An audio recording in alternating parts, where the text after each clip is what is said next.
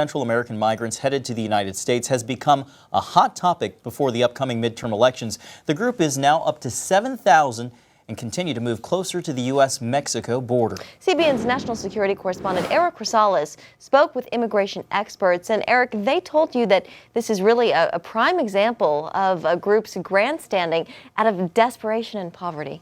Yes, they certainly did. You know, President Trump on Monday said that the United States will begin to cut off or reduce aid to Honduras, Guatemala, and El Salvador as the citizens of those countries head for the U.S. as part of the so-called Caravan of migrants. President Trump declared a national emergency, claiming that unknown Middle Easterners had joined the group.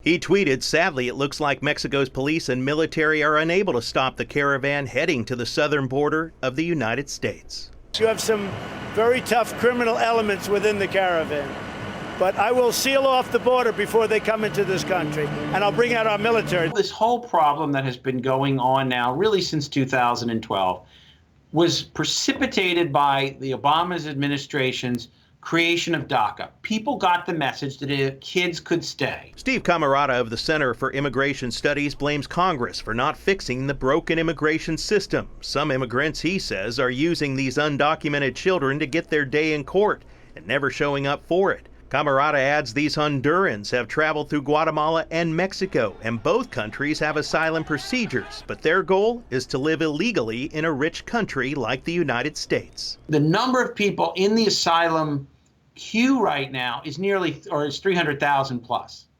That has grown more than sixfold in the last few years. So there's been an explosion. The whole thing is kind of ground to a halt, our ability to process these claims. Everybody knows that. Come with the kid, we'll release you into the United States. Heritage Foundation senior policy analyst Ana Quintana writes that former Honduran legislator Bartolo Fuentes, a member of the radical leftist Libre Party, is behind the caravan.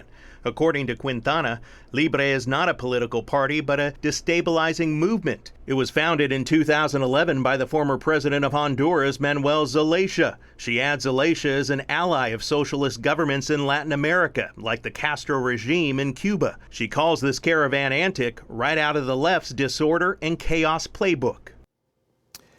It's unclear right now if President Trump will take unilateral action to really reduce foreign aid, or if he will actually send troops down to the southern border. Pentagon sources I spoke with say right now some 2,100 National Guard soldiers are working side by side with Border Patrol along the U.S.-Mexico border, but so far the Pentagon has not received any new orders to provide more troops for border security. John? We know Congress isn't scheduled to return to Washington until after the midterm elections. That's right. But still, no doubt, these loopholes still have to be fixed. Oh, they certainly do, John. I mean, why would anyone stop coming? You know, when you look at it, the Ninth Circuit Court stated that Border Patrol agents cannot detain any more families for more than 20 days. A judge stated that you can't separate families and that the families that are separated, they can't be deported.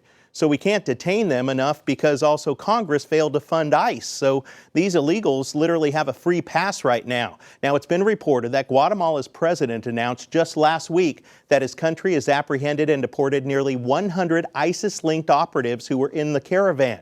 As a person who studies national security, the problem is not a lack of compassion, but rather a dangerous precedent that no country has ever allowed. You know, you'd be able to come into this country, get your day in court, and do nothing when you don't show up. Eric Rosales, thanks for that report. All right, John.